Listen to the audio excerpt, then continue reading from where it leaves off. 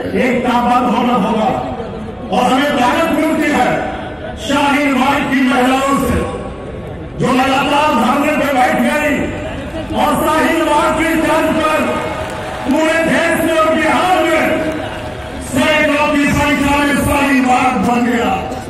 और आज इस देश की हिफाजत के लिए, संविधान की हिफाजत के लिए महिलाएं कमान संभाल रही है। ये बड़ी प्रेरणा मिलती है हमें। और जिस लड़ाई में महिलाएं हो, जिस लड़ाई में नौजवान विद्यार्थी हो, जवाहरलाल नेहरू यूनिवर्सिटी को निशाना बनाया गया, जामिया विश्वविद्यालय को निशाना बनाया गया, अलीगढ़ मुस्लिम विश्वविद्यालय को निशाना बनाया गया, लेकिन लाखों विद्यार्थी सड़क पर आ गए। इसलिए लड़ाई का अगवा महिलाएं हैं, नौजवान हैं, और इस लड़ाई में आगे बढ़कर के महिला शामिल हो, नौजवान हो, उस देश में हम जरूर जीतेंगे। हमारी जीत होगी, इस जीत को कोई नहीं रोक सकता। और हमारी पार्टी भारतीय कम्युनिस्ट पार्टी मार्क्सवादी, हमारी पार्टी के मुख्यमंत्री हैं केरल के, और हमारी पार्टी के मुख्यमंत्री है सबसे पहले जब एनपीआर और एनआरसी आया, हमारे मुख्यमंत्री ने मीटिंग बुलाई, विधानसभा आयोजित किया और विधानसभा में पारित किया और कहा केरल के अंदर ये लागू नहीं होगा, केरल के अंदर लागू नहीं होगा। और केरल के मुख्यमंत्री ने पहल की और इस देश के सारे मुख्यमंत्रियों को और खासतौर से विपक्षी दलों के जो मुख्यमंत्री हैं उनसे आग्रह किया।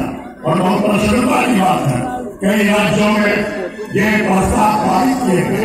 यहाँ के मुख्यमंत्री नीतीश जी, अरे करना है तो पूरा ढंग से करो, आगे अधूरे ढंग से क्यों करते हो?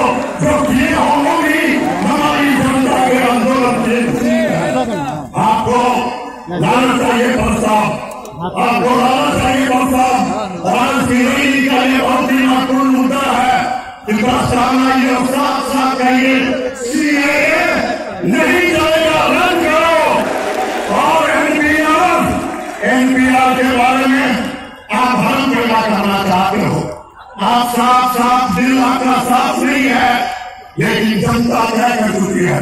हम लोगों ने क्या किया है कि एनपीआर के लिए कोई भी मुलाजिम हमारे घर तक आ गया और हमसे पूछेगा तो हम जवाब नहीं देंगे, कागज नहीं दिखाएंगे, जवाब नहीं देंगे, कागज नहीं दिखाएंगे, क्योंकि ये जनता की अदालत है। और जनता की अदालत में क्या किया, मैं बिहार में लोग बाढ़ में हमारा लाखों परिवार ध्वस्त हो जाता है, घर परिवार खत्म हो जाता है। आप हमसे कागज मांगते हो, हमसे पूछते हो तुम नागरिक हो कि नहीं? कौन नागरिक है जो हमसे नागरिकता पूछेगा? हम इस बात का कोई जवाब नहीं देंगे, कोई जवाब नहीं देंगे। और इस देश से हम जन्म लिए, हमारे पुरखों ने अंग्रेजों के खिलाफ लड़ाई लड़ी, उस लड़ाई में देश का हिंदू, इस देश का मुसलमान, इस देश का सिख, इस देश का सारे धर्म में विश्वास करने वाले लोग, मजदूर, किसान, नौजवान, महिलाएं बढ़ चढ़ के हिस्सा लिया। और आज तुम हमसे नागरिकता पूछे, हम इस देश में पैदा हुए हैं, हमारे पूर्वज पैदा हुए, हम इस देश के नागरिक हैं। कोई पाकिस्तान हमारा नागरिकता नहीं पूछ सकता और नहीं सुन सकता। हम चाहते हो गरीबों को नागरिकता छीनना। ये एनपीआर क्या है? ये एनआरसी की पॉलिसी भी है। अरे देश का प्रधानमंत्री ऐसा झूठा प्रधानमंत्री दुनिया में देखने को नहीं मिलता। जितना झूठा प्रधानमंत्री नरेंद्र मोदी है, राष्ट्रपति भाषण देते हैं, एनआरसी लागू होगा, गृह मंत्री पश्चिम बंगाल और देश में घूम के कहता है कि आसाम के बाद पूरे देश में एनआरसी लागू होगा। और प्रधानमंत्री जनता को गुमराह करने के लिए कहते मैं ये कह रहा हूँ कि एनआरसी पर अभी कोई चर्चा नहीं है। एनआरसी क्यों लागू हुआ? वो आसाम के अंदर और आसाम के अंदर 19 लाख लोग जो बाहर चले गए, उसमें 14 लाख हिंदू हैं और वहां डिटेंशन कैंप बनाए गए हैं। हमारे डिटेंशन केंद्र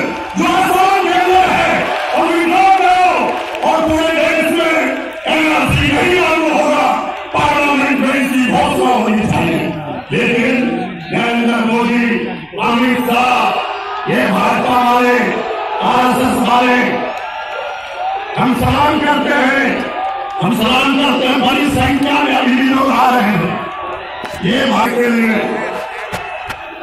अभी गोली लग रही है, बाकी अभी लड़ाई है, अभी गोली लग रही है, बाकी अभी लड़ाई है। मैं यही कहना चाहता हूँ, बिहार की धरती क्रांतिकारियों की धरती है। बिहार की जब कोई भी राजनीतिक संकट पैदा होता है, वैचारिक संकट पैदा होता है, बिहार उठ खड़ा होता है, बिहार उठ खड़ा होता है। और इसलिए आज जो भारतीय जनता पार्टी की सरकार ने जो बजट लाई है, वो बजट क्या दिखलाता है? कहीं नौजवानों को रोजगार नहीं देंगे, किसान आत्महत्या कर रहे हैं, लेकिन आत्महत्या से वो कैसे मुक्ति मिलेगी? इसके लिए किसानों का कर्जा माफ करो, ये वो नहीं करेंगे। आज ये बेच रहे हैं रेल को, आज ये बेच रहे हैं हवाई जहाज को, आज ये बेच रहे हैं LIC को। हर चीज को बेच लो, नौजवानों को बेरोजगार बना लो, किसानों को आत्महत्या करने के लिए मजबूर कर दो, और महिलाओं के साथ की घटनाएं जो बढ़ती जा रही है, इसके बारे में कोई जवाब नहीं है। को हटाना चाहते हैं और यही होता है शांतिपूर्वक तरीके से शाहीबाग का आंदोलन चल रहा है। शांतिपूर्वक तरीके से गांधी जी के रास्ते पर, अहिंसा के रास्ते पर सब जगह हम लोग आंदोलन कर रहे हैं, लेकिन इस आंदोलन में ये पिछड़ते जा रहे हैं। गृह मंत्री जाके बोलते हैं दिल्ली के चुनाव में कि बटन ऐसा दबाओ तो सारी बात को खोलने लग जाए, और उसका मंत्री कहता है गोली मारो, लेकिन दिल्ली में वहां की जनता ने इन्हें खारिज कर दिया, रिजेक्ट कर दिया, इनको हरा दिया। और इसलिए हम ये दंगा कराना चाहते हैं, और दंगा इन्होंने शुरू कर दिया दिल्ली में। बहुत ही भारी मन से मैं कहना चाहता हूँ, जिसमें संख्या बताई जा रही है उससे कहीं ज्यादा संख्या में दिल्ली के अंदर हमारे लोग शहीद हुए हैं, हमारे लोग की जाने गई हैं। इसी तरह का काम अंग्रेज भी करता था, फूट डालो, डांस करो, और अंग्रेजों के खिलाफ जब आंदोलन तेज होते थे तब जाकर के वो दंगा फसाद का रास्ता तैयार करता था।